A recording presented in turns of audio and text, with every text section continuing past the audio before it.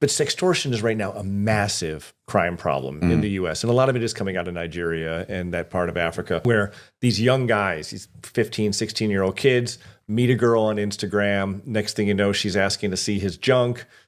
He sends a picture of his junk on Instagram, and then they turn around and say, we got you. We're going to send the pictures of your junk to all. We have taken screenshots of all of your the people you follow, all the people who follow you. We're going to be sending it out to all of them unless you send me money. I've been sending them out. I send them out all the time. They're going to recognize me.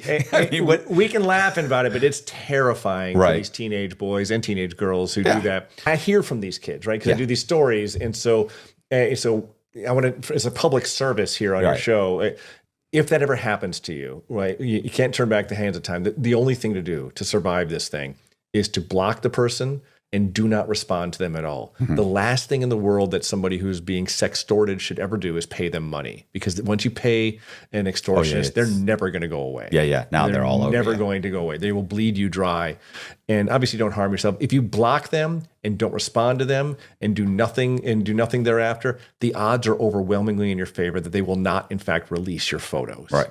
And if they do, you can just say it was photoshopped, it's AI, whatever. To a young kid, that is the end of the world. Absolutely. And to me or you, we'd be like, "Oh, go fuck yourself. Send them to him." I may screenshot a couple of, I can give a fuck. How was the lighting on that one? I can't remember. Did you get my face? The young Their kid. lives are going to be ruined. Right? I'm going to be so embarrassed. I'm not going to get into Yale. Well, and you're so worried about your being embarrassed or what people think about you. And, you get to our age and you're like, I don't give a fuck what anybody thinks about. It's like, and you realize that even if people think messed up things, like people are still friendly to you and funny and nice. And it just, what I'm saying? It means so little, but to a kid, it's the end of the world. Yeah. And I talk to these kids and they're like in tears, they're freaking out, and some of them are thinking about self-harm. So yeah, it's sad, but and I advise them all the same. And I often hear from them back saying, you're right, nothing happened. And thank God. Most of the things in life that we worry about will never happen.